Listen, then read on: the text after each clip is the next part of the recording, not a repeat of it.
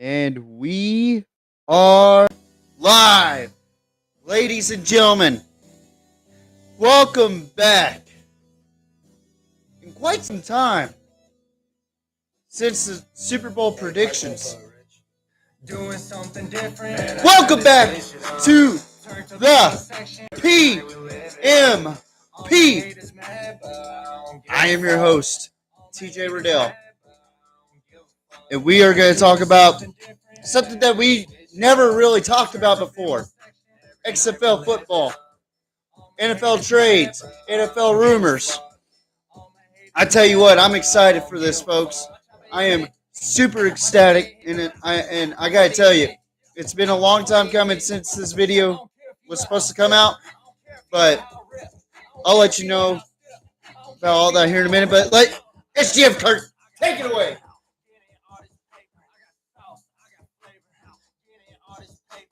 Plain Jane Paddock on my motherfucking wrist. They notice every time when I walk up in this bitch. Post on walk up in this bitch. Keep my clock up in this bitch. Post on walk up in this bitch. Keep my clock up in this bitch. Watch out, big hit.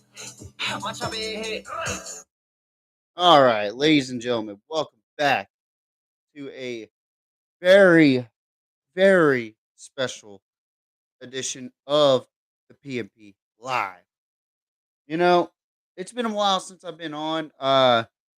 Mainly I just been super busy outside of football, outside of work, and it's just been it's been really stressful in the last couple or in the last month really. Um but I did get a cold, and it did not do me any justice, but I will say this, it's good to be back. It's good to talk about football, mainly professional football, and uh, I was planning on talking about the XFL a long time ago before week one even started. Um, I just haven't been able to do it because of work, and sometimes you just got to rest your mind and keep your mind at ease, and it's a lot of hard work, doing your main job for one, doing this job for two. I call this my job because I treat it as a job, you know. And then I have another podcast that I co-host in. It's for South Texas football. Shout out to Gridiron 64 podcast. Um, but yeah, I mean, it's just one of those things where you have to uh you have to keep your mind at ease. You gotta mellow down a little bit. You have to relax yourself before you turn your brain into mush, And I've been keeping up with this new league, the XFL, the new XFL actually, or the new XFL, the 2023 XFL. It's a very interesting league, and the kickoffs are amazing. I do like the kickoffs, but I do not want the NFL to adapt that because that's just taking away from what the what makes the XFL unique, And the XFL has some college rules, some NFL rules. I mean, it's a mixture of all, And that's what you want out of a new league, Uh guys are either transitioning to college to the big leagues or the professional football league, you know it's a good start for young guys like that, and good start for guys that are making their last chance, like uh, PJ Walker. He's being screwed over by the NFL right now, but he would be a boss in the XFL right now. You got former guys that are playing right now, Ben DiNucci, Josh Gordon. You haven't heard that name in a long time. Last time he was in on the NFL team, he was with Seattle, and he just couldn't stay away from the weed. And you know, uh, I'm very happy for Josh Gordon. And I mentioned those two because they're on the same team, and they play for the Seattle Sea Dragons. And what's up with the names? They are phenomenal. uh, St. Louis Battlehawks. Uh, I mean, the DC Defenders, the Arlington Renegades, the Vegas Vipers, the Orlando Guardians, Houston Roughnecks, San Antonio Brahmas. I mean, I think that was due to the owner. But Seattle Sea Dragons and I believe that's it. Yeah. There's only 8 teams, so yeah. But it's a very interesting league and it helps develop guys that are either taking a step down from the NFL or haven't been drafted and get that last chance. Uh, Pretty much what The Rock and what's her name? Something Garcia. I can't remember her name, but they have a documentary called The 54th Man. That's basically what these guys are. They're the 54th man because they didn't make the cut or they weren't drafted by the NFL or any NFL team. So this is a very good opportunity for these guys. And not only that, we have another league that's coming up shortly after the XFL, and that's the USFL. Now that league has a new team, the Memphis Showboats, and they took away the Tampa Bay Bandits. I mean, it's sad to see a team go, but it's good to see another team come on. And those are two teams that were USFL teams at one point. And I gotta say, man, I'm impressed with what the XFL has. A lot of hard hitting. You don't see a whole lot of penalties for targeting or any of that bullshit. So let's get into the NFL though. Like, this is what I'm going to talk about first. The NFL's trade trades, releases, and all that. First of all, thank God that Ezekiel Elliott's gone. I mean, it's sad to see him go. Yes, I'm a Cowboys fan, but at the same time, it's time. It's time for a change. Just like the late great Owen Hart says, it's time. It's time for a change.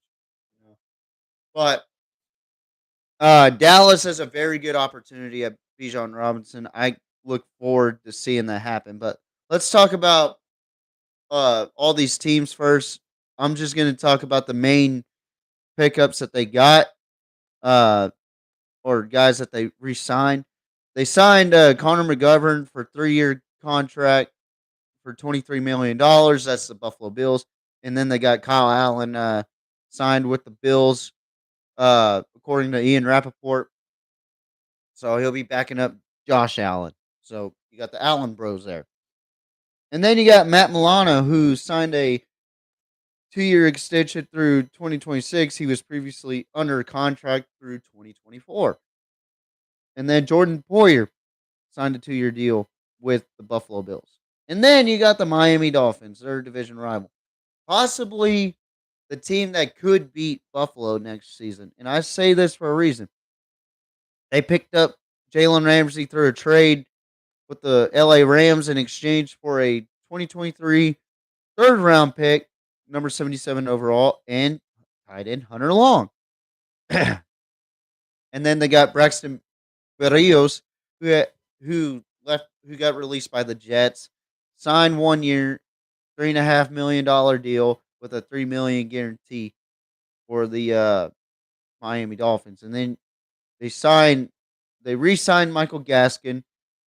They re-signed Raheem Mostert for a 2-year deal for $5.6 million and a $2.2 million guarantee.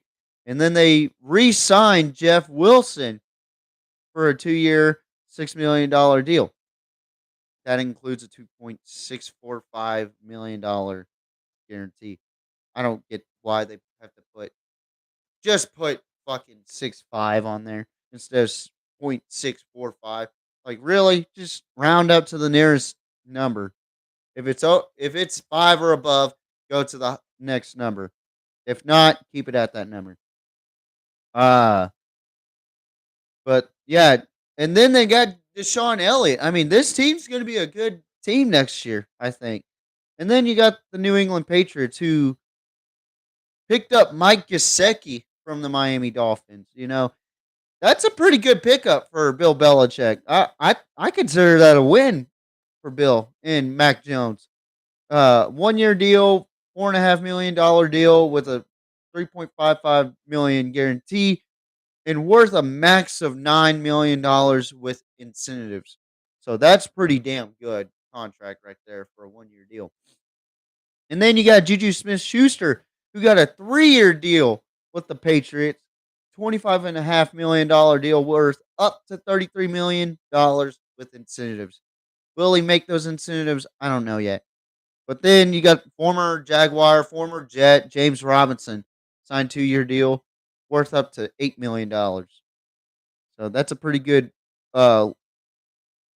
lineup for those guys. And then they re-signed Jabril Peppers. Good re-sign, I believe. 2 years, $9 million deal worth up to $11 million with incentives. And then Jonathan Jones, 2 year re-signed 2 year deal, 20 million deal, with $13 million guaranteed. So it looks like the AFC East is going to look good. What about the Jets? This is a interesting team right here because they're this close to getting Aaron Rodgers. This fucking close to getting Aaron Rodgers. But Aaron Rodgers is making demands. You know, he's making this team work for it. So he wants Alan Lazard. He wants Mercedes Lewis. He wants this. He wants Odell Beckham. You know, but they got Alan Lazard. Alan Lazard signed a 4 year, $44 million contract with the Jets. That's a huge loss for the Packers, in my opinion. Um, then they re-signed Quincy Williams on a 3 year, $18 million deal that maxes out at $21 million with incentives. Greg Zerline re-signing 1 year. Uh, Chuck Chuck Clark acquired in a trade with the Baltimore Ravens in exchange for a 2024 seventh round pick. So Chuck Clark, welcome to New York. So Solomon Thomas resigned on a 1 year deal worth up to $3.9 million, almost $4 million. And then Wes Schweitzer signed a contract with the Jets, so doesn't say what. But now we move to the AFC North. We're starting off with we're starting off with a bang with this one. Baltimore. Lamar Jackson received the non-exclusive franchise tag. Now, what does that mean, TJ? It means that he did get a franchise tag, but he's still available. He is still able to go to any team that is willing to pay the $200 million contract. Which let me discuss this real quick. This is impossible. Lamar, you have to have an agent to get you to understand that $200 million is a lot of money, for one. And for two, nobody is getting paid that much unless it's a long ass contract, just like Patrick Mahomes. I believe he had a $177 million contract. I'm not too sure. I'll look back into it. Um, but it was for 10 fucking years with the Chiefs. Okay, 10 years. So Lamar, if you're willing to spend your life or a decade of your life with a team for 20 mil or $200 million, by all means. But if you're looking for a short-term contract for $200 million, you're not gonna get it, son. I'm just saying. You're a hell of an athlete, Lamar, but I don't think you're quite like Patrick Mahomes, Josh Allen, Joe Burrow. Okay, and it's not a knock. It's not. I've seen him play in person when I went to Everbank Field to go watch him play against Mississippi State in the Tax Slayer Bowl. Okay, that was a hard hitting game, but Lamar threw 3 picks and threw 1 touchdown. I mean, it just wasn't a good game for him, and I think he's grown out of that, but he's just not quite there yet to say I'm worth $200 million. It's just not going to happen. I really don't think it's going to happen. So now we look at Justice Hill, who re-signed 1 year, $2.26 million deal that includes a $1.25 million guarantee contract. That's good. Trayvon Mullen re-signing on a 1 year deal, and then Geno Stone, the safety, re-signing a 1 year deal, $1.76 million deal with $750,000 guaranteed. Okay, Baltimore's not making a whole lot of moves for this reason. They want Lamar Jackson back. Their offense is built off of Lamar, but he is making it impossible to make it happen. So they had to throw the non-exclusive franchise tag on him for that reason, and I don't blame them. I don't think any team is willing to throw $200 million unless it's a long-term deal, 7 to 8, maybe 10 years, maybe 15 years. But that's impossible. It's astronomical numbers, and it just financially that's not a smart move. Lamar is grabbing every NFL team by the balls right now. It seems like, and trying to make an astronomical number makes sense, and it really doesn't. So I'm gonna go ahead and move on to the Cincinnati Bengals. Now they lost some guys, they gained some guys. They got Orlando Brown, offensive tackle, formerly with the Kansas City Chiefs, the Super Bowl winning Kansas City Chiefs. By the way, congratulations, KC fans. Um, but he signed a 4 year, $64.1 million contract that includes a $31 million signing bonus. This is a huge win for Joe Burrow. This offensive tackle is by far one of the best offensive tackles in the league. Uh, I don't know how KC let him slip. I don't know why they let him go, but it happened. And then they got two more offensive guards, or got one more offensive guard and re-signed another one. Cody Ford for 1 year deal and re-signed Max Sharping with a 1 year deal. And then they re-signed Jermaine Pratt, 3 year, $21 million deal. Pratt receives a $10.35 million in 1 year and $15.15 million over 2 years. And then they signed Nick Scott, safety, for a 3 year contract. I think Cincinnati's still going to be a good team. I think they're still going to run the North. It's going to be a matter of time before they become that team in the AFC.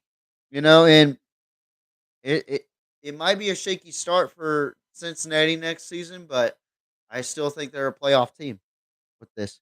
Now we move on to the Cleveland Shitbirds, or the Cleveland Browns. I'm sorry. Um, let's see. They got Tristan Hill. It doesn't say for how long, how much. It doesn't matter. But Tristan Hill is now a Brown. And then they got Dalvin Tomlinson signed for a 4 year contract, $57 million. And then they re-signed Sion Takitaki and they agreed, or Juan Thornhill agreed to a 3-year, $21 million contract that includes $14 million guaranteed. Defense is starting to look good. Edge rusher, Ogbo. Okay, I know who he is. I just can't say his last name.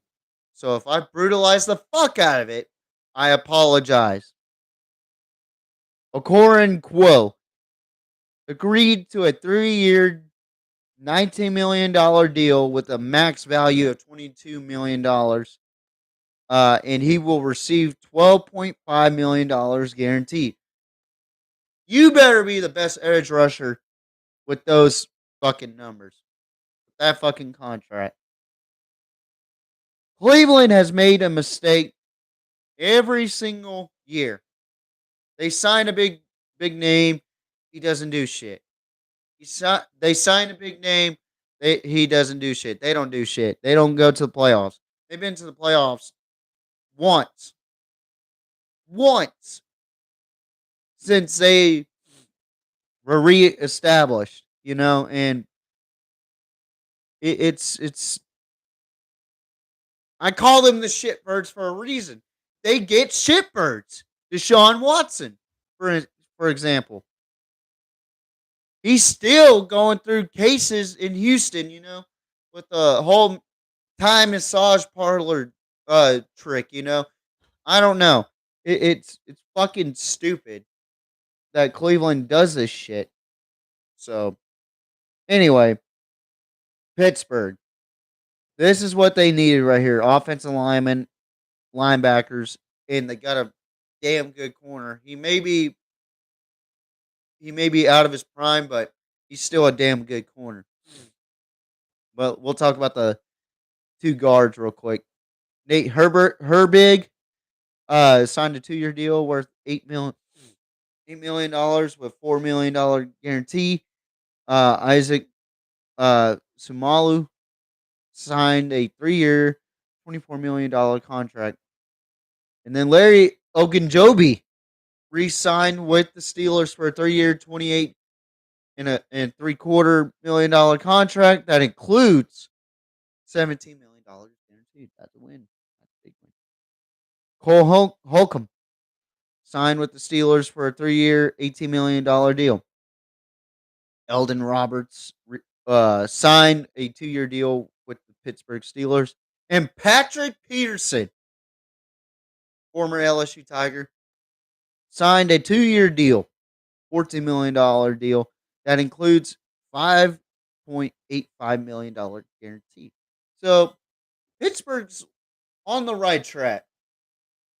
Now they just got to get good draft picks and maybe sign a couple more guys. Now this is where we get interesting. AFC South, Houston Texans.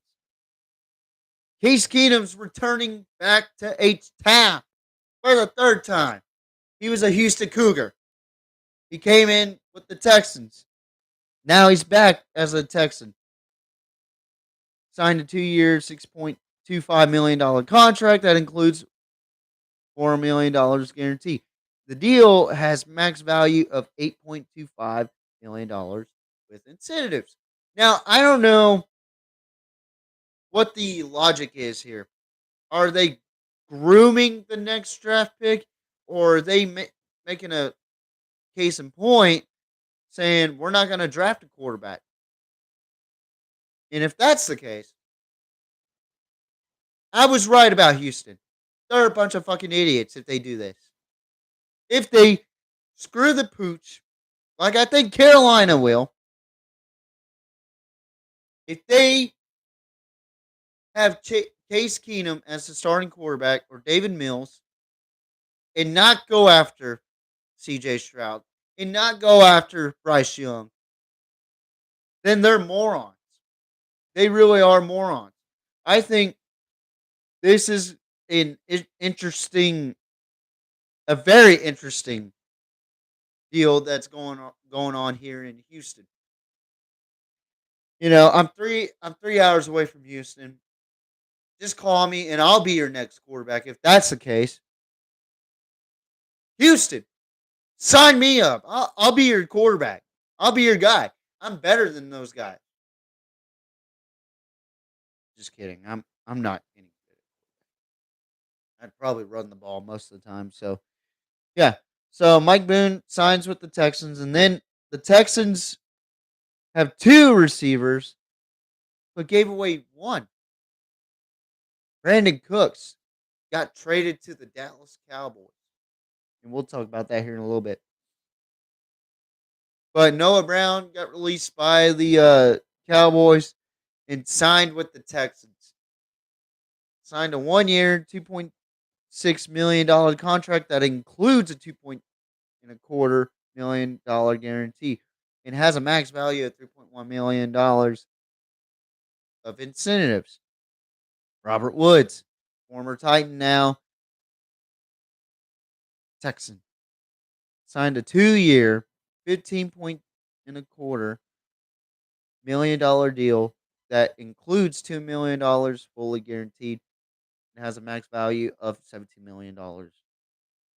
This is a win for Houston, but losing Brandon Cooks might be their downfall receiver wise, but I think they could go for a receiver in the draft. I really do think so. I don't think receivers aren't the problem.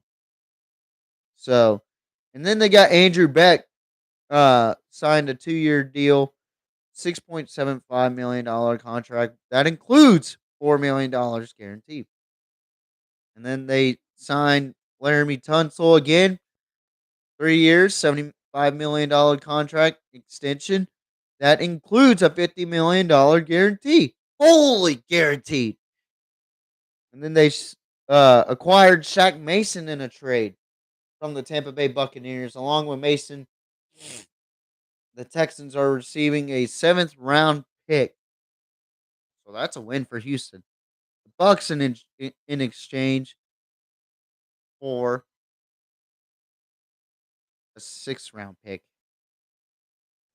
Tampa, man, they are going downhill fast. But they got another offensive lineman, Scott Quisenberry, re-signed, and Chase Winovich signed with the Texans. He's an edge rusher. Sheldon Rankins, this is surprising to me, signed a one year, $10.5 million contract with the Texans. Hassan Ridgeway signed a 1 year contract for $3.25 million, max value $4 million with incentives. Tavari Thomas re-signed with the Texans. MJ Stewart re-signed a 2 year contract with a max value of $7.5 million. The deal includes a $1.5 million at signing and $750,000 in annual incentives. And then they signed Jimmy Ward from the fucking 49ers. So the Texans are making moves. The question is, are they going to draft a quarterback or are they just going to screw the pooch at the draft? Same question with the Indianapolis Colts. They got Gardner Minshew, which I find this very questionable. Like, why? You're right there in the draft, about to pick up a guy, and y'all have Sam Ellinger. He's a damn good quarterback. But they signed Gardner Minshew a fully guaranteed 1 year, $3.5 million deal that has a max value of $5.5 million with incentives. Okay, Indianapolis, Indy fans out there, hear me out. Why in the fuck is Indianapolis signing a guy who Indy doesn't want? Indianapolis has made the same mistake time and time again. Ever since the Peyton, or not the Peyton Manning, but the Andrew Luck era ended, they went stupid. They went retarded. Oh, excuse my language. But they went full blown stupid over quarterbacks. You know, Matt Ryan, Philip Rivers, even though Philip Rivers was decent with the Colts, Matt Ryan, and they drafted Sam Ellinger, who is a decent quarterback. If you give him the opportunity, if you give him the chance, he will play. But I don't know what it is. They don't want to give him a chance. So shame on you, Indianapolis. But they re-signed Ashton Doolin for 2 years, $9.5 million deal. That includes $5 million guarantee. Uh, Taekwon Lewis resigns with a 1 year contract, but they signed Samson Ibukam, 3 year, $27 million deal that includes $11 million in 1 year. EJ Speed resigns with the Colts. I mean, Colts are just wow. So now we get to the Jacksonville Jaguars. Evan Ingram received a non-exclusive franchise tag. Um, CJ Beathard resigns with the Jaguars, 2 year deal, $4.5 million contract. He'll be backing up Trevor Lawrence. T Law. Andrew Wingard resigns. This is a big win for Jacksonville. Resigns on a 3 year deal, $9.6 million contract that has a max value of $13.8 million and includes $6 million guaranteed. Trey Herndon re-signing with the Jags. That's all it says. Re-signing with the Jags. And then defensive lineman Roy Robertson Harris signs with the Jaguars, 3 year deal with a $30 million extension. So this is a big win for Jacksonville defensively, but I don't think Evan Ingram's that big of a deal for Jacksonville, so he could go fuck off somewhere else, honestly. Tennessee. So the Titans, they have Nick Westbrook Deacon, who's re-signing with the Titans on a 1 year deal. Andre Dillard, he agreed to a 3 year deal, $29 million contract. Aziz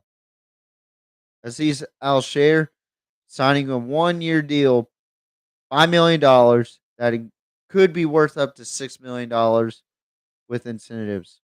Morgan Cox signing 1 year extension. Arden Key signing a 3 year deal, $21 million with a max value of 24 mil.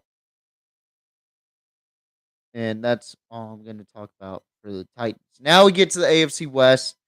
Now we're on the West Coast. This is good. This is good because we're almost done with the AFC. Took me about 30 minutes to talk about this shit. So Denver signed Jarrett Stidham for a 2 year deal, $10 million contract. Samaje Perine signed a 2 year deal with the Broncos with the $7.5 million contract. I like that. I like that for Denver. That's a good pickup for them. Uh, with a $1 million available in incentives. So Samaje Perine is not that bad of a player. I will say that right now. He's like a fullback, but he can run. I like Samaje Perine, even though he was a Sooner. Uh, Michael Burton signed a 1 year deal with the Broncos. Ben Powers signed a 4 year deal. He is an offensive guard, by the way. $52 million deal that includes $28.5 million guaranteed. Um, Not a whole lot of exciting re-signs or Alex Singleton. He re-signed for a 3 year, $18 million contract with $9 million guaranteed. Not a whole lot of excitement except for Mike McGlinchey, who's an offensive tackle. He signed a 5 year, $87.5 million deal that includes a over $50 million guarantee. Better be the best offensive tackle in the league. KC, Juwan Taylor signs a 4 year deal, $80 million. Uh, that includes 60 million guaranteed. Like I said earlier, with old boy McGlinchey, better be the best offensive tackle.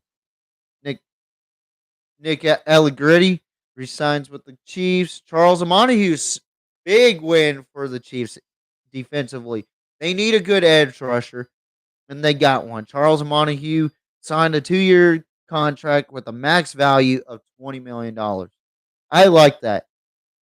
That's a good win for KC. And then they got Treshawn Wharton, who resigned 1 year, 2.0 contract, $2.0 million contract with a max value of $3 million. Mike Edwards signing a 1 year, $3 million deal that has a max value of $5 million with incentives. Now we get to the Vegas Raiders. Jimmy G is now the new starting quarterback for the Las Vegas Raiders. 3 years, $72.75 million deal that includes a 24.25 million in season number one. And then they got Amir Abdullah resigning to a 1 year, $1.75 million contract that includes a $500,000 guarantee. Josh Jacobs received a non-exclusive franchise tag. That's the third guy that has a non-exclusive franchise tag. Uh, Philip Dorsett signed with the Raiders. Jacoby Myers. This is a I think this is a good win for the Raiders. Signed a 3 year, $33 million deal with $21 million guarantee. Myers will earn $11 million in year one and will receive a 5.5 million roster bonus, which is guaranteed for injury and skill at signing. If he's on the team on the third day of the 2024 league year, on the same day, his $5 million base salary for the 2024 season becomes fully guaranteed. Wow. Big win for Jacoby Myers right there. I don't know about the Raiders, but big win for Jacoby Myers. Then they re-signed Brandon Parker for a 1 year deal. Uh, Ronis Grasu, he resigns with the Raiders. Jerry Tillery resigns on a 2 year deal.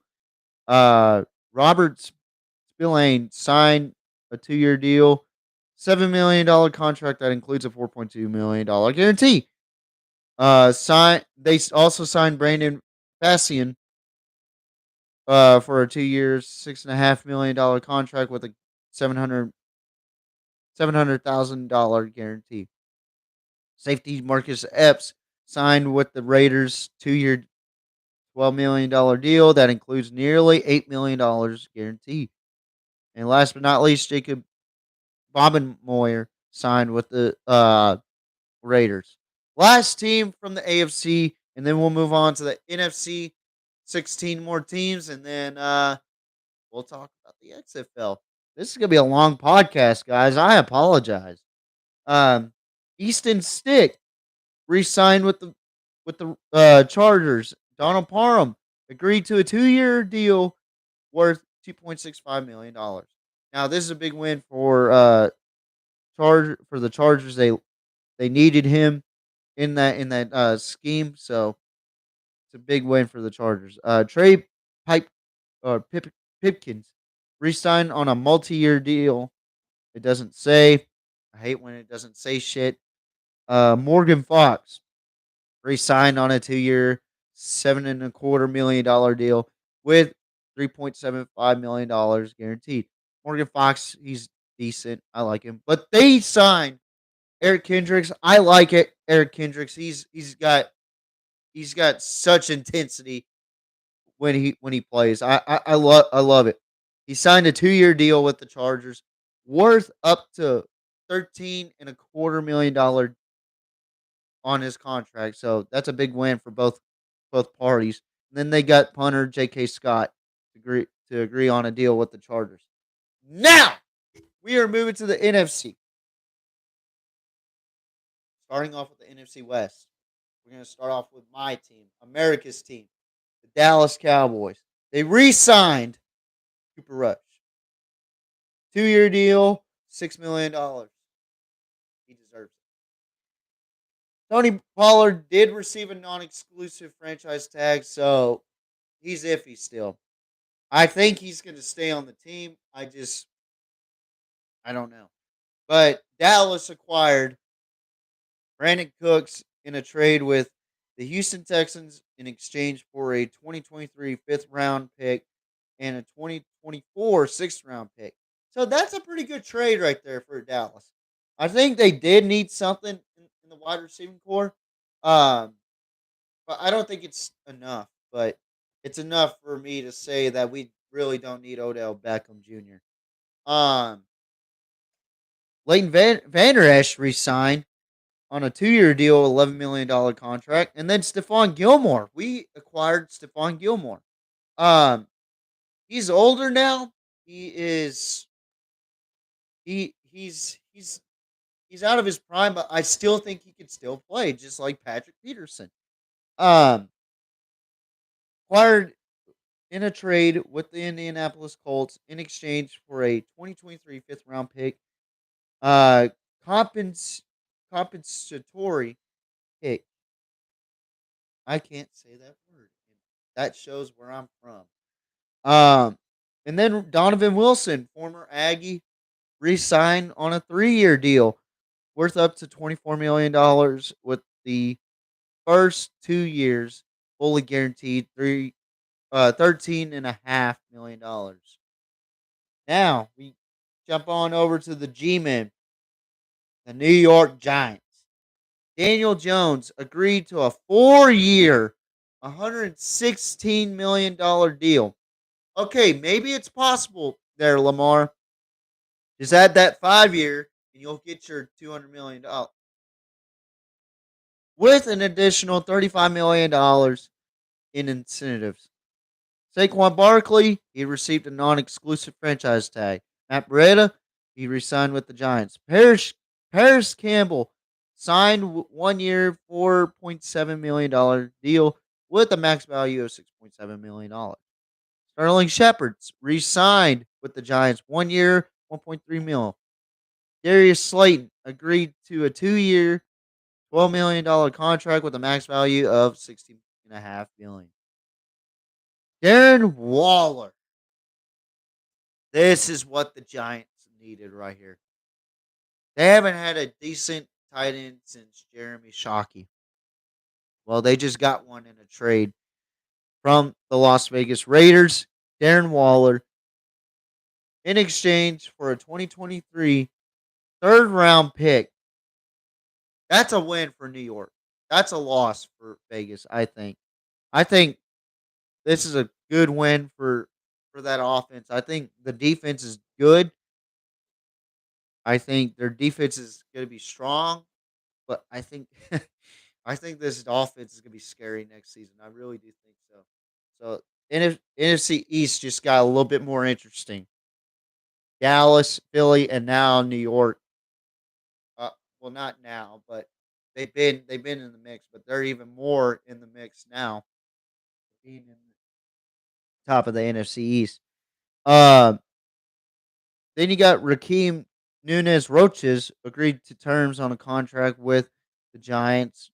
Gerard Davis re-signed with the Giants. Bobby Okereke signed a 4-year, $40 million contract that includes $22 million guaranteed. Jamie Gillen re-signed a 2-year contract for $4 million deal worth up to $5 million. Now we get to the runner-ups, the Philadelphia Eagles. Marcus Mariota has agreed to sign on a 1-year deal. Pretty good backup right there for Jalen Hurts if he does get hurt. Good replacement after Gardner Minshew left Philly. Rashad Penny signed a 1-year deal for $1.35 million. That includes a $600,000 guarantee. Boston Scott re-signed 1 year. Jason Kelsey re-signed 1 year, $14.25 million deal with another $100,000 with incentives. So that's a big win for Philly's offense. Fletcher Cox re-signed in 1 year, $10 million. Brandon Graham re-signed a 1 year contract worth up to $6 million.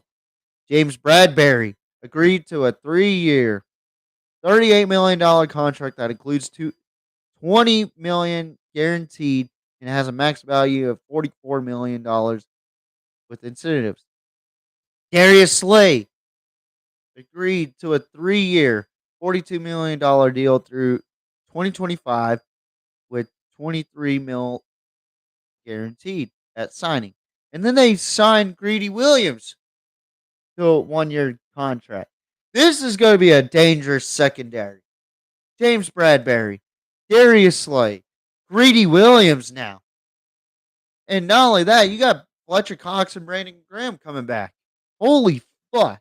This is going to be scary. And then you got the Commanders, who's kind of there, but they're not exactly there. Kobe Brissett signed a 1 year contract. Andrew Wiley signed a 3 year, $24 million contract. Nick Gates signed a 3 year, $16.5 million deal. Tyler Larson re-signed with the Commanders. Abdullah Anderson signed with the Commanders. Darren Payne received the franchise tag. Payne later signed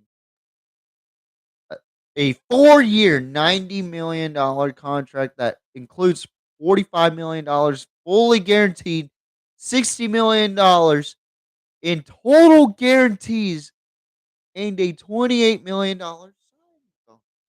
Holy shit. That's a win for Washington. Effie Abada agreed to 1 year deal, um, worth up to 30 mil. Cody Barton signed a 1 year fully guaranteed contract. David Mayo re-signed 1 year. Cameron Dantzler claimed off of the waivers from the Vikings, so better make the most of it, kid. Danny Johnson re-signed a 2 year worth up to $7 million with 2.75 million guarantee. Excuse me. Now we get to the NFC North, where this team, in my opinion, has been the most interesting team throughout this offseason. This team has made more moves, has gotten more holes plugged up than anybody I've seen so far. And that is the Chicago Bears. Yeah, Bears! They got PJ Walker, who I mentioned earlier, agreed to a 2 year deal pending a physical. So all you need is a physical. Deontay Foreman, former Longhorn, former Panther, former Titan, has signed a 1 year deal with the Chicago Bears that's worth up to $3 million. Travis Homer signed a 2 year deal. Fullback, Kari Blasingame signed to a 2 year deal or a 2 year extension. Then this is where came about. This guy was acquired in a trade with the Carolina Panthers in exchange for the number 1 overall pick in the 2023 NFL Draft. The Bears also received the number 9 overall pick in 2023, a 2023 second rounder, which is the 61st overall pick, and a 2024 first rounder and a 2025 second rounder in the deal. That man, ladies and gentlemen, is DJ Moore. What are the Panthers thinking? What the fuck are the Panthers thinking here? Well, I'll let you know here in a minute because I actually like what they did here. Besides who I think they're going to get in the draft, which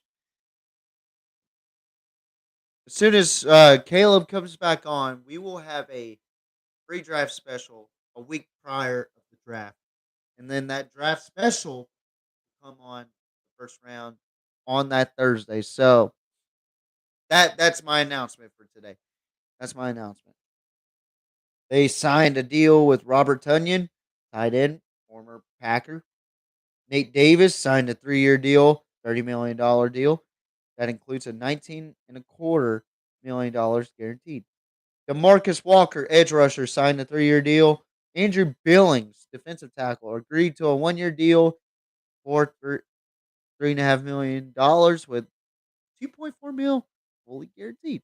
Tremaine Edmonds, former Bill, signed with the Bears.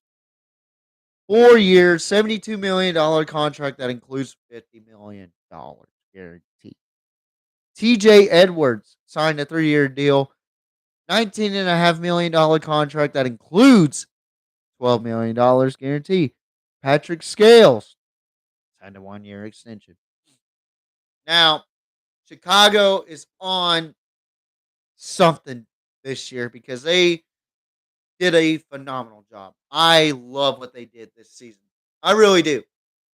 And I thought that for some reason everybody was talking about they were going to draft a new quarterback. Shut the hell up. You don't know.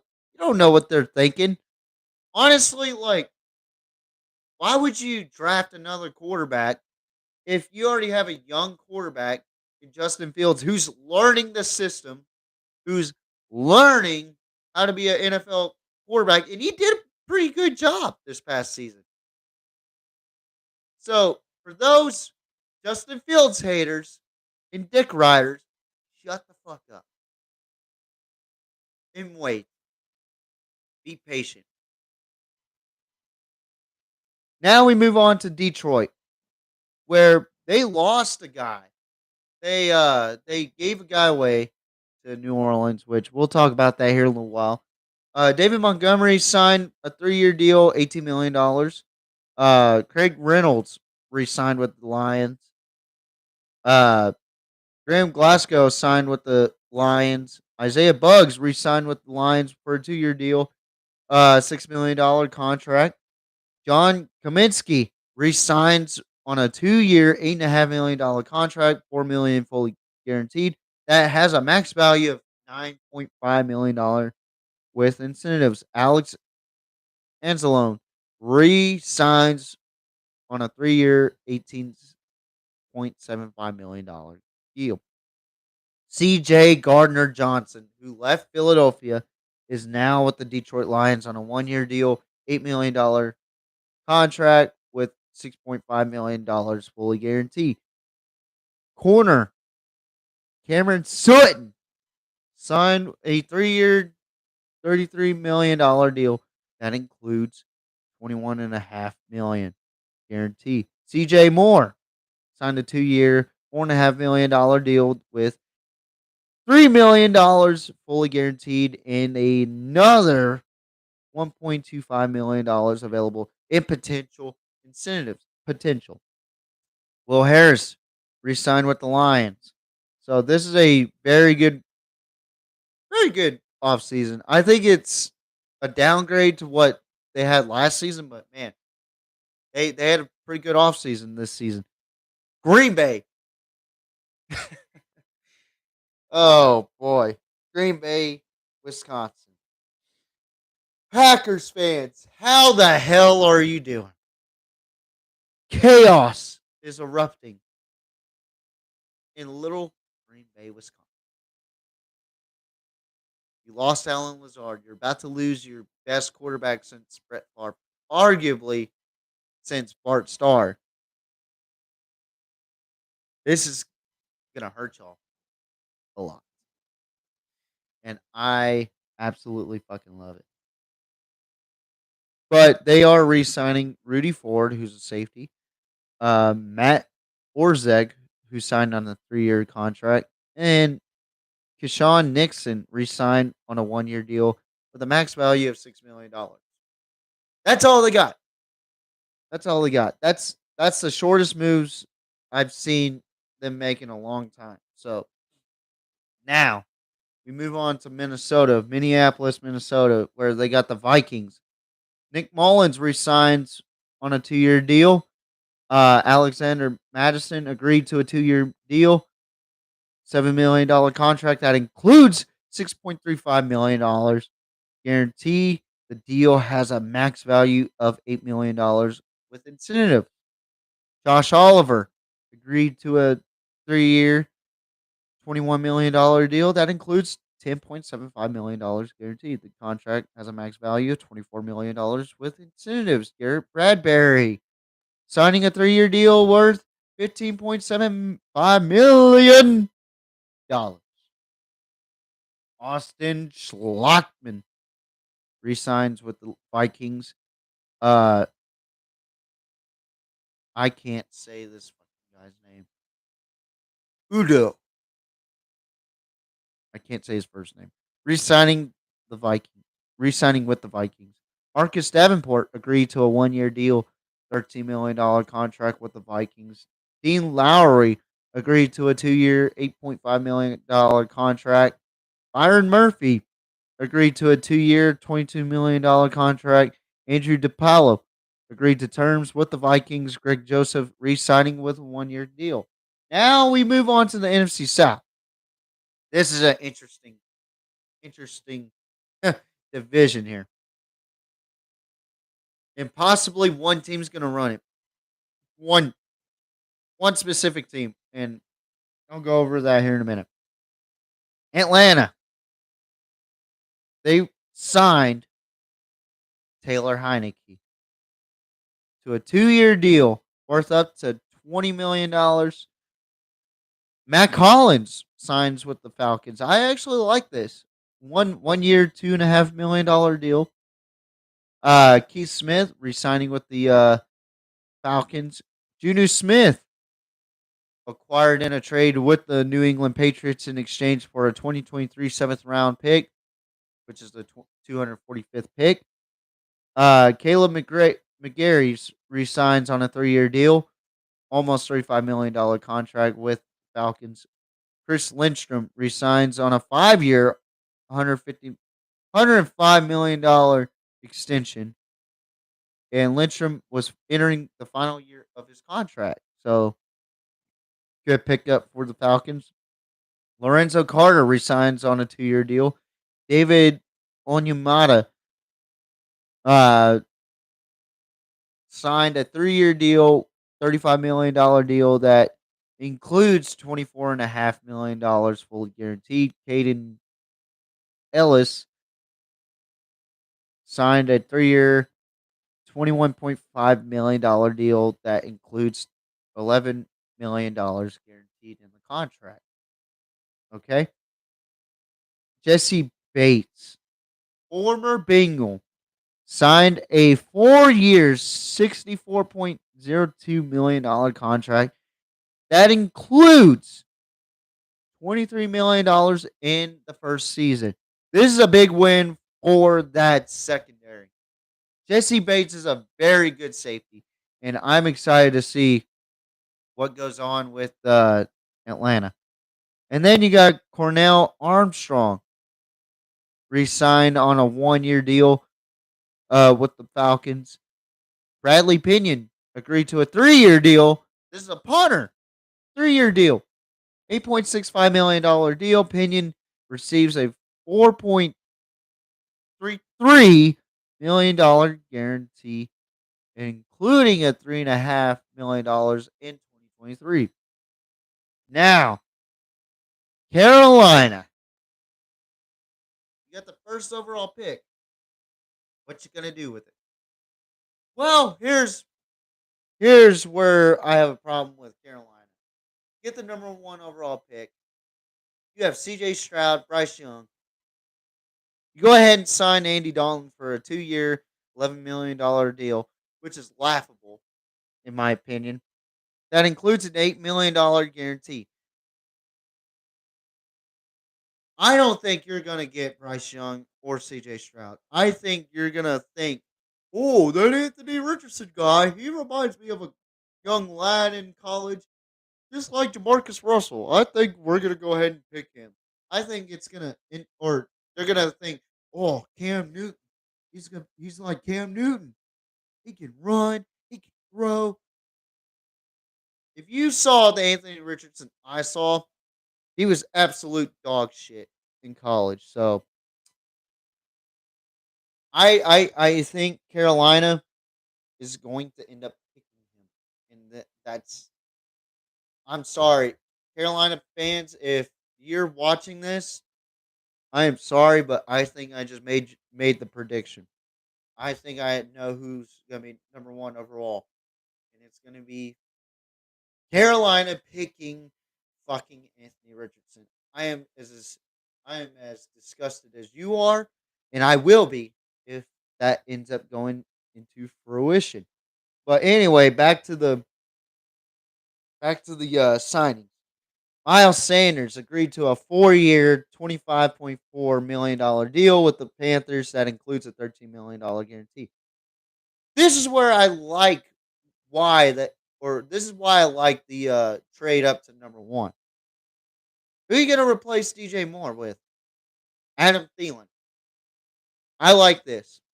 Signing a 3-year, $25 million contract with the Panthers. I like Adam Thielen in this offense. I really do. And if Andy Dalton does end up starting for the Panthers, I really do like. I kind of like it. I really do. It helps Andy Dalton. Adam Thielen's quick. He can get open out in the open, and he can make big plays. It's just that his playmaking ability was overshadowed by Justin Jefferson. Now, I'm not saying that Justin Jefferson was a ball hog. I'm saying that that's what happened. Everybody was solely focused on Justin Jefferson, and he was making these big plays, and rightfully so. He's a hell of a player. But Adam Thielen, he can make big plays too. So with Adam Thielen going to Carolina, that puts the spotlight on him, and he's gonna be that number one receiver. I think he's gonna be a really good pickup for Carolina. And then they got Hayden Hurst, signed a 3-year deal, 21 and $750,000 deal. That includes $13 million guaranteed. I like this pickup. I like both pickups. I do. And also the Miles Sanders pickup. I really do think that this offense is going to be explosive if they get the right quarterback, which I don't think so. Uh, then they got Justin McCray to agree to a contract with the Panthers. Bradley Bozeman resigns on a 3-year deal with $18 million contract. Shy Total agreed to a 3-year, $19.5 million deal that includes $13.5 million. Sean Williams agreed to a contract with the Panthers, and Von Bell signing a deal with the Panthers. Now we get to the team that I am gonna go ahead and say they are my favorites to win the NFC South. Um, New Orleans. They got Derek Carr on a 4-year, $150 million contract. That includes a $60 million fully guarantee at signing, which is a lot of money, with another $10 million guaranteed in year three. Vesting after year one, Carr's deal, which also features a no trade clause, has $100 million in total guarantees. Wow, this is a big win for New Orleans. I think this is going to be one of the best pickups since. I think this is going to be one of the biggest pickups since Drew Brees. And I'm very surprised about this next guy who resigned with the Saints. I thought he would try to at least go find a different team, but he resigns with the Saints. So maybe he's going to learn from Derek Carr a little bit. Take the Geno Smith route, you know? Resigns 1 year with a $4 million in guarantees with a max value of 8 mil. And then this guy, I absolutely love this guy. He's just himself. He talks about Naruto. He talks about Pokemon. You know, like you don't hear NFL guys talk about this shit. But this guy is an absolute goofball, and I absolutely love this guy. Former Packer. former BYU Cougar, more importantly. Uh, Former Packer, former Lion, and now Saint Jamal Williams signed a 3-year, $12 million deal that includes an $8.15 million guarantee. Uh, the Lions offered him something and he felt disrespected, so he decided to go to New Orleans and they signed him on a 3-year deal. And good for him. Him and Alvin Kamara is going to be a dangerous backfield. I like Jamal Williams. He's just a hell of a character. I love his character. He's a funny guy. I fairly enjoy his press conferences, his interviews. He's just an awesome dude. I love Jamal Williams with the Saints. Now Michael Thomas is signing a new 1-year, $10 million contract. That has a max value of $15 million. Thomas had a 2 non-void years left on his previous contract, so he had to restructure his contract a bit. Juwan Johnson signed a 2-year deal, $12 million extension that includes an $8.5 million fully guaranteed. Johnson would have been a restricted free agent at the start of the new league year, but he signed. So pretty good win. Uh, Kalen Saunders, or I'm sorry, Tanu Pasagon, non. I can't say names today. I'm sorry. Signed a 2-year, $6 million extension that includes $2.5 million fully guaranteed. So that's pretty good. Kalen Saunders agreed to a 3-year deal worth up to $14.5 million. Nathan Shepard agreed to a 3-year, $15 million contract that includes $10.18 million guarantee. Defensive back JT Gray signing a 3-year deal worth $9.6 million. Uh, the contract has a max value of 11.1 mil and includes a 2.4 million at signing. Blake Gillikin re-signed with the Saints. Now Tampa Bay. This team is pretty interesting. Not a whole lot of signings or re-signings, but they did make a splash at quarterback. Baker Mayfield is now a Tampa Bay Buccaneer. So he went from being kicked off the Browns, traded to the Panthers last season. Then they traded him to the Rams in just 1 year. And now he's with the Bucks. I mean, this guy was a former Heisman Trophy winner. Uh, he played his ass off. I'll be honest. He's a cocky, arrogant son of a bitch, but he plays hard for the team that he plays for. And I don't know what exactly is going on with Baker. I think people just don't get Baker a whole lot. And I mean, from a teammate aspect, I don't think Baker gets a lot of respect because of his ego. Now, there's a lot of egos in the NFL, and Carolina had a lot of egos on that roster last season. Robbie Anderson being one of them. That's why he was traded to the Cardinals. So, yeah, this is a weird scenario for Baker, but he is now a Tampa Bay Buccaneer and possibly the starter if he beats Kyle Trask. So we'll see what happens. So he signed a 1-year deal worth up to $8.5 million with a $4 million in guarantees. Chase Edmonds signed a 1-year deal with the Bucks. Greg Gaines agreed to terms with the Bucks. Levante David re-signed 1 more year, $7 million deal. Excuse me. I'm very rude. Sorry. Uh, Anthony Nelson re-signed with the Bucks, and then Jamil Dean signed a 4-year deal with the Bucks.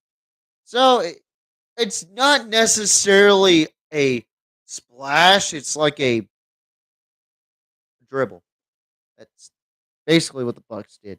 Now we move on to the last division of the NFL, the NFC West. Before we get to talk about the main event, which is going to be the XFL. What my thoughts are on the XFL, and huh, I had a hot start, and then I had a cool streak go, or I had a cool moment this week.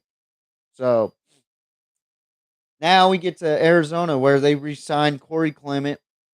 They agreed, or they re-signed Corey Clement for a 1 year deal. Zach Pascal agreed to a 2 year deal. Kelvin Beachum, offensive tackle, resigns for a 2 year deal, $5.15 million with $3.26 million guarantee. Will Hernandez resigned for a 2 year deal, $9 million contract, offensive guard. Um, why the fuck do these guys have weird names?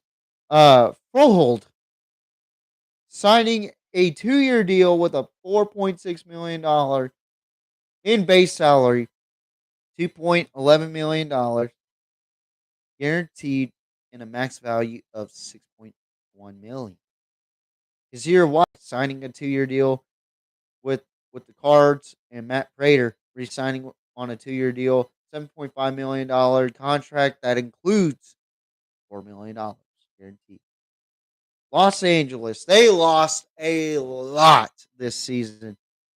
Hunter Long, though, was acquired in a trade with the Miami Dolphins, along with the 2023 third round pick in exchange for Jalen Ramsey. So they got the 77th overall pick and Hunter Long out of it. And then they re-signed Coleman Shelton. I mean, this is going to be a strange trajectory. They were Super Bowl champions the year prior, and then they went after I mean, they went just completely, and now it's looking like, okay, we're gonna tank for a fucking first round draft pick. Watch. So now we move on to San Francisco. Very questionable signing. Very questionable. Sam Darnold to the 49ers. Signed on a 1 year deal with a base value of $4.5 million, including a $3.5 million guarantee. His new contract has a max value of $11.5 million incentive. So you already have a quarterback battle between Trey Lance and fucking Brock Purdy. I think Brock Purdy wins that battle. But now you bring in Sam Darnold, who's going to be a backup to a backup? Really? What the fuck are you thinking? And then they re-sign Jake Brendel for a 4 year contract. Uh, Klein Farrell signed a 1 year deal, $2.5 million deal with $1.82 million guarantee. Uh, Kevin Given signed a 1 year extension with the 49ers. Javon Hargrave signed a 4 year, $84 million deal. That includes a $40 million guarantee.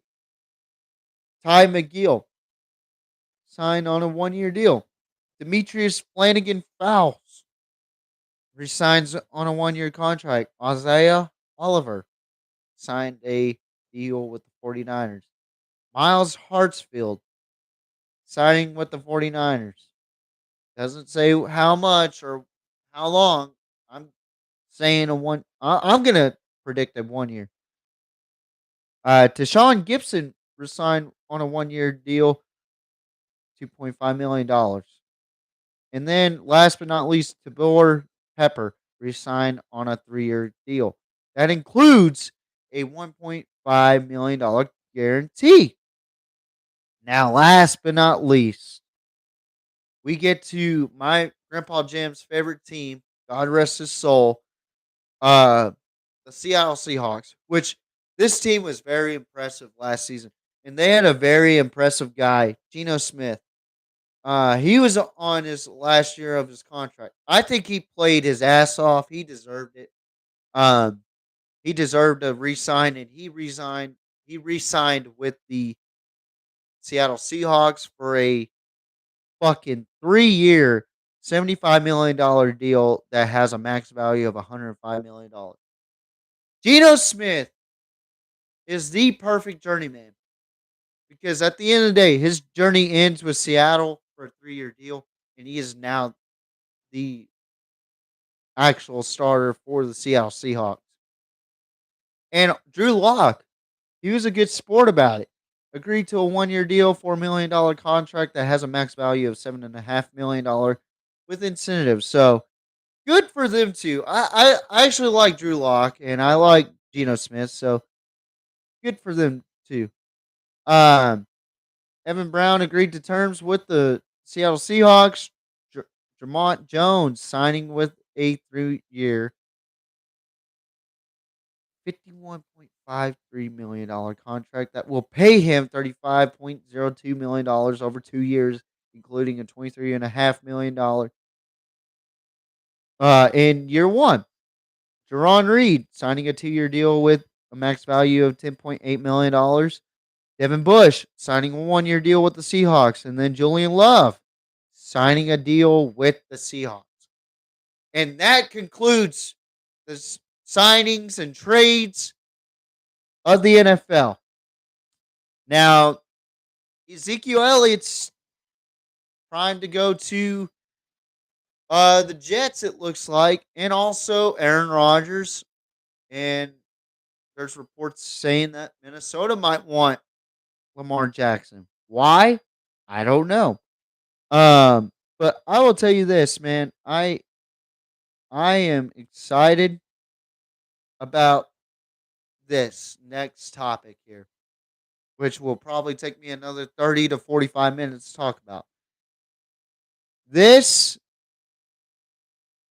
league right here, the XFL, is one of these leagues that you don't think this league is going to last that long.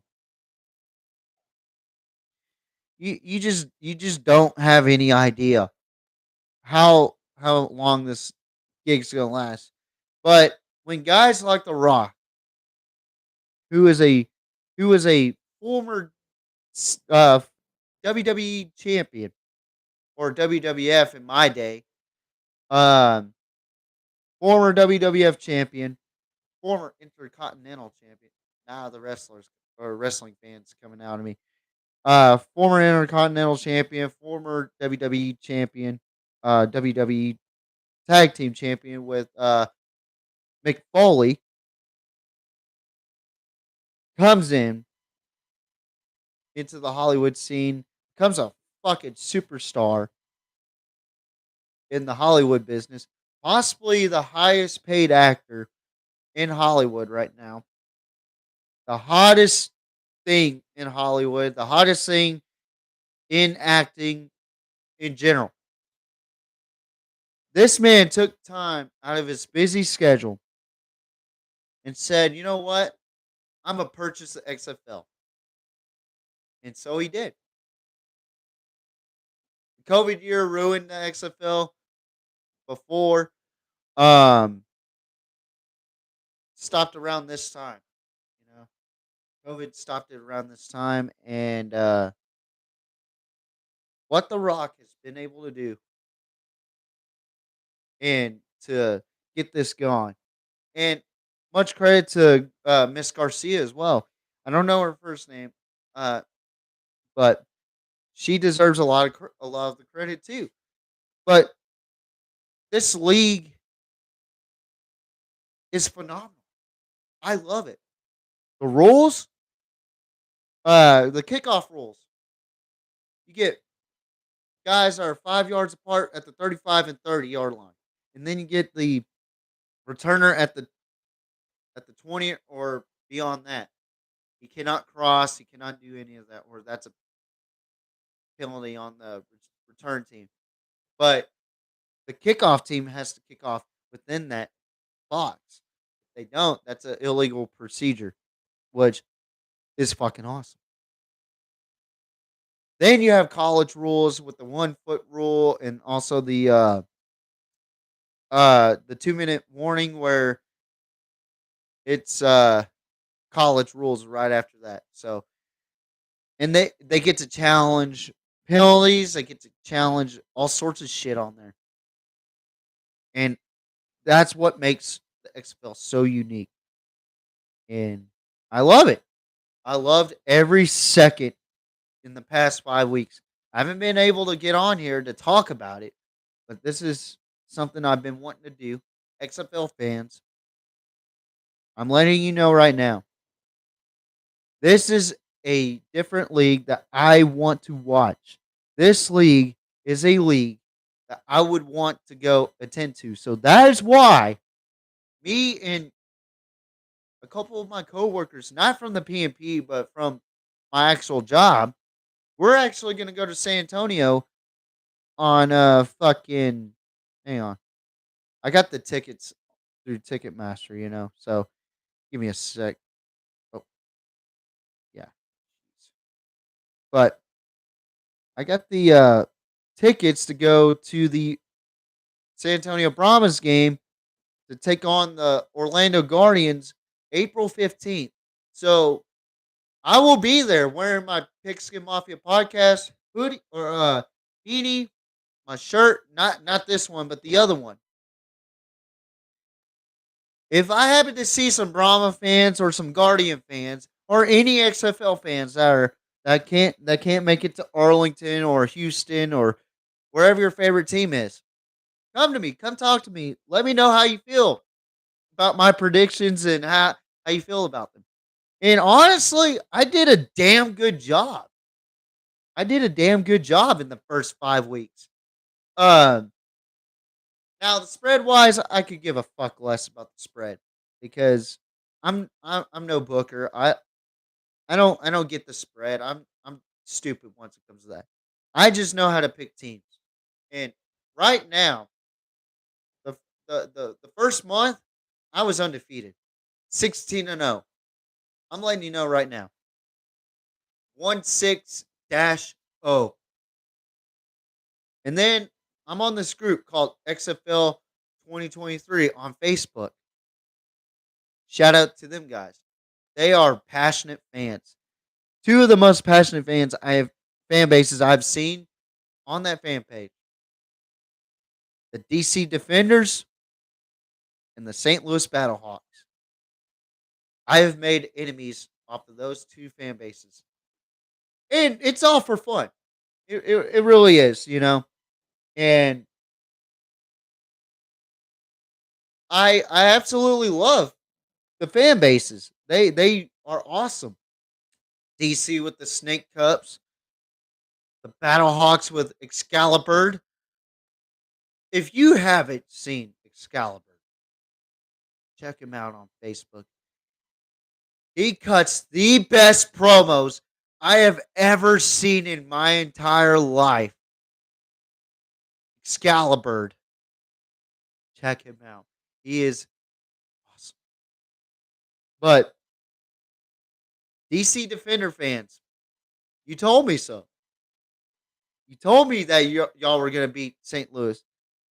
And I thought St. Louis is going to have that crowd. They're going to be rowdy. And it is now a rivalry game, a for real rivalry game. Not what the fans picked, but what the teams picked. You know, it's one of those rivalries where you got the Dallas versus Pittsburgh, Dallas versus Green Bay, the Chicago versus LA rivalries. It's one of those cross country rivalries. And it was a much fitted rivalry because they were starting to get chippy back in 2020, if I remember correctly. But the first game I saw them play was in DC, and they got chippy real damn quick uh, at the end of the game. But very close game, very good game, by the way. But I picked the Battlehawks to beat DC, and the Defender fans were like, "You're wrong. We're gonna go in there and smack them in the fucking mouth." I was like, "I don't know. This is St. Louis. They get rowdy up in there. Y'all gotta be on y'all's guard. Y'all have to play good." But we'll go over to that game here in a little bit. But here's another game that I got wrong. So this week alone, I went 2-2. Overall, I'm 18-2. This game was the most surprising game to me. Houston going up there to Seattle. For some reason, my conscience thought in my head, and I ignore my conscience every once in a while. It told me, hey, this might be the end of Houston's undefeated streak. And I count that back to 2020 when they were 9-0. Okay. And I'm like, fuck you, conscience. What do you know? And my conscience was like, yeah, remember that TCU and Georgia game? Remember the KC and Philadelphia game? I was like, yeah, but you had no part of it. Yeah, I did. I picked Georgia and KC, but you picked against me. Watch, you're gonna be wrong again. Well, my conscience was right again, but I was wrong. My heart was in the my heart was in the wrong place in this game. I picked the Roughnecks over the Sea Dragons, and the Sea Dragons win 21-14. They actually dominated the Roughnecks in Seattle. Uh, at the half, it was 15-0 Seattle. I mean, this is a very very shocking game to me. Brandon Silvers went 25 for 47, 227 passing yards, one touchdown. Ben DiNucci, 17 for 32, 209 passing yards, and one touchdown. And DiNucci also ran 4 carries, 33 yards with one touchdown. I mean, I'm just very surprised that the Sea Dragons were able to pull that out. I didn't think that the Sea Dragons had enough to beat the Roughnecks. I thought it'd be a close game because it was in Seattle. Uh, they usually have one of the lowest attendance records there in Lumen Stadium, but man, the Sea Dragons are on a hot streak right now. 3 straight wins. So good for the Sea Dragons and tough break for the Roughnecks. Their first loss of the season. They tried to make a comeback and just didn't happen. So then we move on to the second game. I was wrong. The DC Defenders taking on the St. Louis Battlehawks. You know, I appreciate both inputs from either side. I picked the Battlehawks to beat the Defenders. Defender fans were on my ass. Okay. And again, my conscience was like, should have picked DC. They're going to beat St. Louis. And I'm like, fuck you, conscience. Yeah, remember when Seattle beat Houston? Fuck you. I don't care about that. Yeah, I was wrong again. DC was up 14-3 at the half. Then they were up 20-12 at the end of the third quarter. And then DC ran away with it and beat St. Louis 28-20. This was another good game, but I think the game in DC was a lot better. But AJ McCarron threw a last minute interception, and Jordan Teamu, and I gotta say, this guy right here, Smith for DC, 23 attempts, 218 rushing yards, and 3 touchdowns. Wow. He is by far the best running back in the entire league in the XFL. Okay. This guy has so much power and speed. It's unbelievable. And he's on the cover right now for this podcast. So he earned that. He really did. And this is like 5 weeks worth of thinking, what should I put? What should I put? This guy fucking deserves it. He is leading the league, I believe, in rushing yards, which we'll go over that here in a little while. But I mean, AJ McCarron, I thought he was going to be the best quarterback in this league, but he has struggled quite a bit. So has Ben DiNucci, but man, AJ McCarron has been a disappointment so far for me. But yeah, I gotta say, Defender fans, congratulations. You proved me wrong. That was the first time I ever picked against the Defenders, and I paid dearly. But the last two games, I was able to get my win win streak back to 2 wins. But this was a good game. I thought it'd be a good game. We got the Orlando Guardians taking on the Vegas Vipers. Dormatty taking on Luis Perez or Luis Perez. Luis Perez was an Arena Bowl champion 2 years in a row, I believe. But man, what a back and forth game between the Vegas Vipers and the Orlando Guardians. Luis Perez, 20 for 28, 269 passing yards, 3 touchdowns. Dormatty for the Guardians, 22 for 25, 256 passing yards with 2 touchdowns. And Chris Latimer, he needs to go to a different team because he's making this Guardians team look like he's the only one doing work, and Dormatty is helping him out with that. But 8 receptions, 124 passing yards, 1 touchdown. But yeah, the Guardians have lost heartbreaker after heartbreaker after heartbreaker. And this was the game to prove everybody that the Guardians can turn things around. Same thing with the Vegas Vipers. And these two were back and forth, back and forth. And Vegas has been back and forth with a lot of teams this season, including Seattle. And finally, luck has struck for the Vipers, and the unluckiness is still there for the Guardians. I feel bad for either one team because I really like these two teams. They have potential to be good, but good win for the Vipers. But last but not least, a Lone Star showdown between the Renegades and the Brahmas. Another team that could possibly turn it around. The San Antonio Brahmas taking on the Renegades, who are looking for their third win this season. It was a back and forth type of game where it was 7-6 at the half. Then the Renegades were able to score 6 points, and defense just took over this game, and it was a good win for the Renegades, 12-10. Now, Slaughter, he was 14 for 26, 148 yards passing, and he loves his target, Arcanota or Arcanado. I cannot say fucking names today. I mean, he threw it to him, three receptions for 40 yards.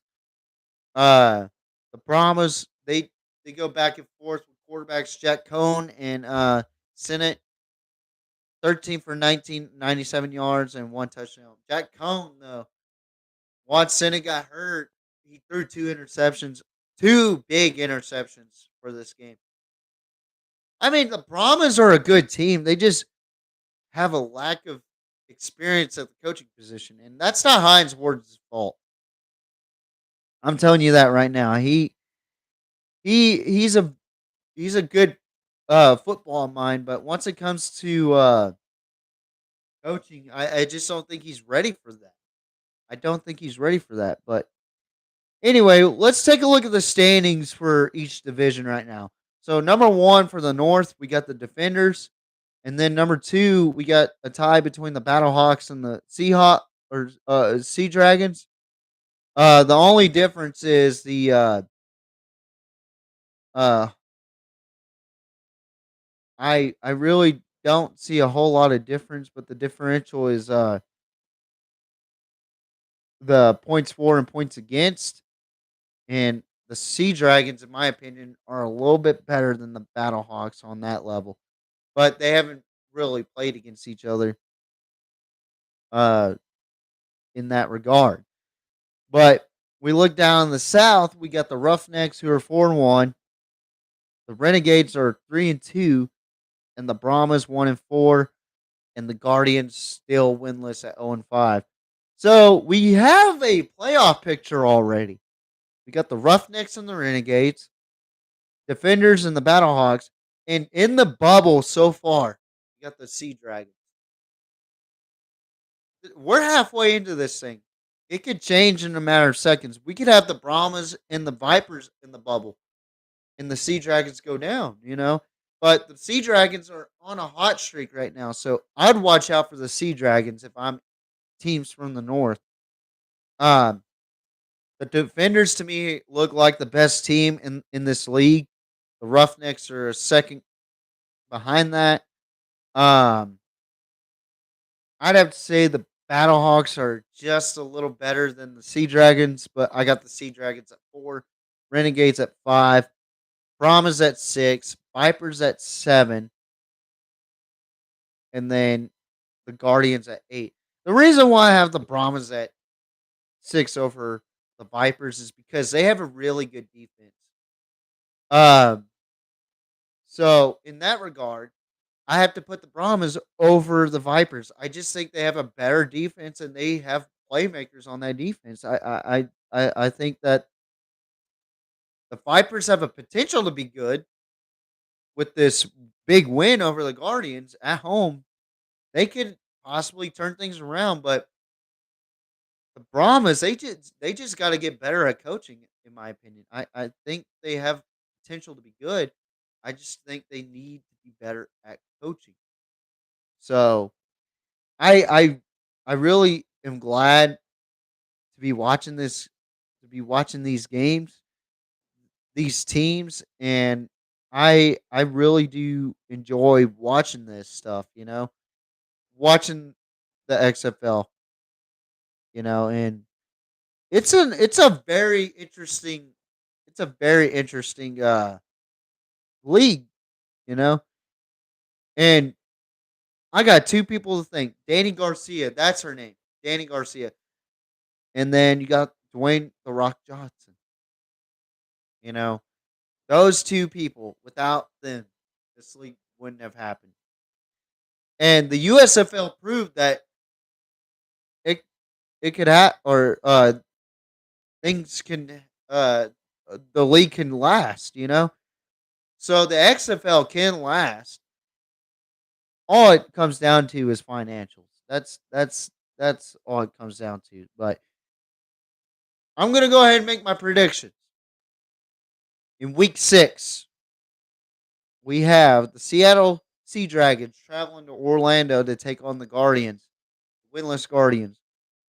Um, this is gonna be a very interesting game. I think the Sea Dragons are on a very hot streak right now. Uh, yards per game, they get 355 yards a game. Receiving yards a game, they have 266 yards a game, and rushing, they have 93. I'm gonna go ahead and pick the Sea Dragons to beat the Guardians in this game, by a score of, not a score, but a spread of 8.5. I think 8.5 is a good score for that. Now we got the St. Louis Battlehawks taking on the Vegas Vipers. Vipers get their first win this past week, and the St. Louis Battlehawks, they end up losing at home against the DC Defenders. Um, like I said, the Vipers could turn this around. Uh, because they have a very very good front line with Vic Beasley in that front line, but I don't know. I don't think that they can handle the St. Louis Battlehawks. So I'm gonna have to go with the Battlehawks over the Vipers. Uh, I just think that the Vipers, they're gonna play tough, but they just don't have the playmakers to beat St. Louis's defense. So I'm gonna go with St. Louis by 10.5. Then we got a rematch between the San Antonio Brahmas going to Arlington next to take on the Renegades. They just played this past week, so they got familiar with each other. I think this is going to be a better matchup between the two teams.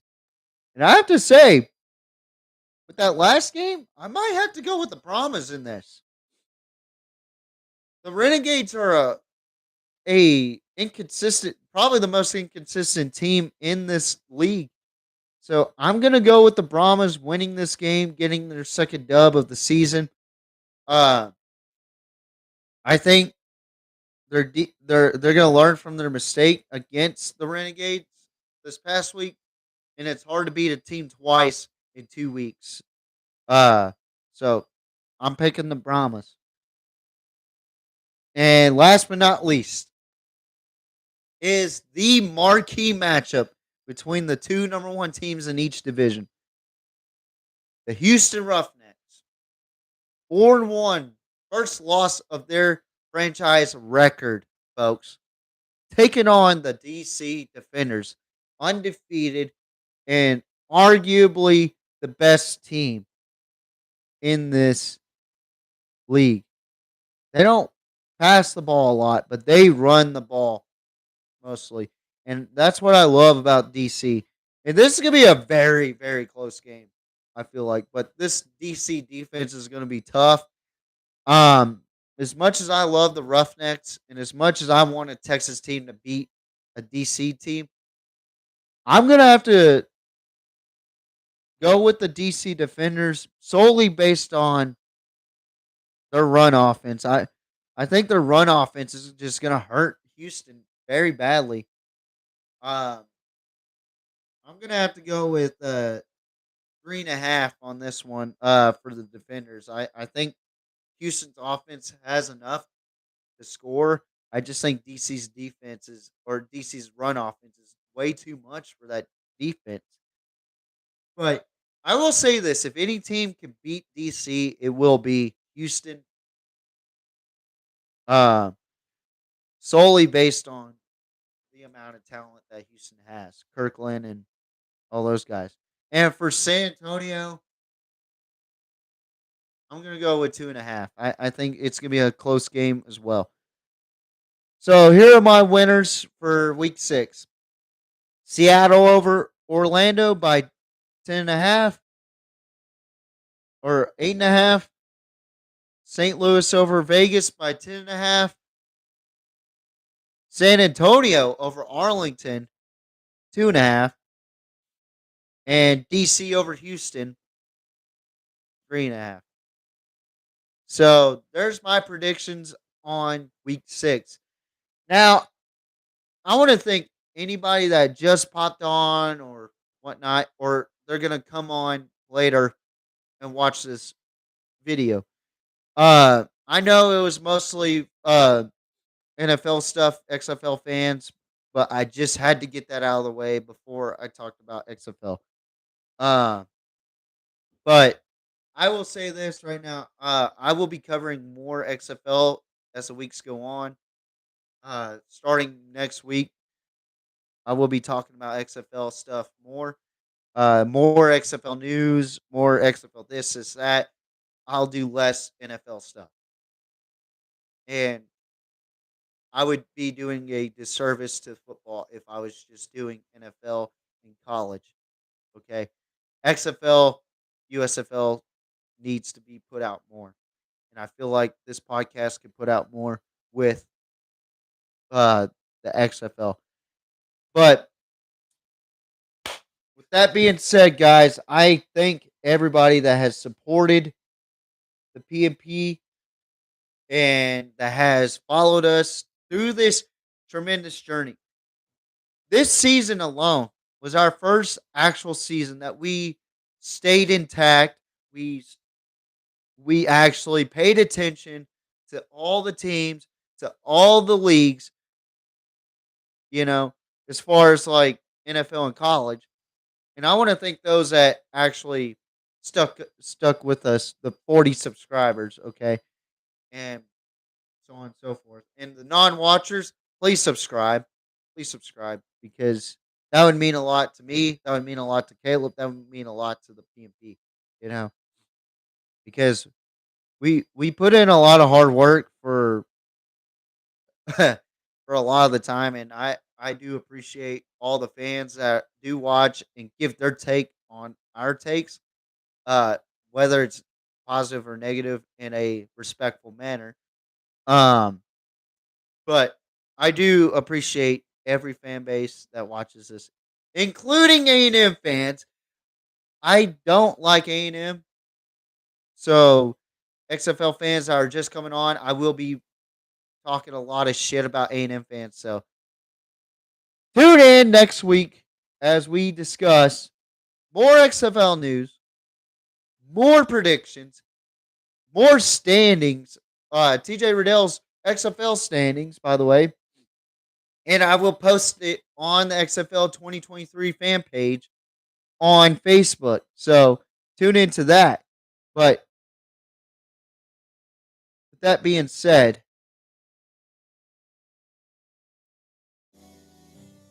we are the greatest football podcast in all of YouTube podcasting. Hey, pipe up, Rich. We are Doing something different. the PMP. Thank you for watching. Thank you for everything that y'all do for us. It's been a long time, a month and a year, a month and a week that I've been gone, but I'm back and looking better than ever. Goodbye. Good night. Bang. I don't care if you let how step. I don't care if you let how rip. I don't care if you let how step. I don't care if you let how rip. I got sauce, I got flavor. Getting all this paper. I got sauce, I got flavor. Getting all this paper. Plain Jane Paddock on my motherfucking wrist. They notice every time when I walk up in this bitch. Post on walk up in this bitch. Keep my clock up in this bitch. Post on walk up in this bitch. Keep my clock up in this bitch. My chopper hit. My chopper hit. My 48 hit. My 48 hit. I don't care if you let how step. I don't care if you let how rip. I don't care if you let how step. I don't care if you let how rip. Doing something different, and I had to switch it up. Turned up in my section, every night we live it up. All my haters mad, but I don't give a fuck. All my haters mad, but I don't give a fuck. Doing something different, and I had to switch it up. Turned up in my section, every night we live it up. All my haters mad, but I don't give a fuck. All my haters mad, but I don't give a fuck. This shit is exciting. Do it with the right team. My style, they biting. I'm striking like lightning. I'm bagging this bitch. I'm talking my shit. I'm bagging this bitch. I'm talking my shit. I'm about to get on your ass. I'ma just count me some cash. I'm about to get on your ass. I'ma just count me some cash. Doing something different, man, I had to switch it up. Turns up in my section, every night we live it up. All my haters mad, but I don't give a fuck. All my haters mad, but I don't give a fuck.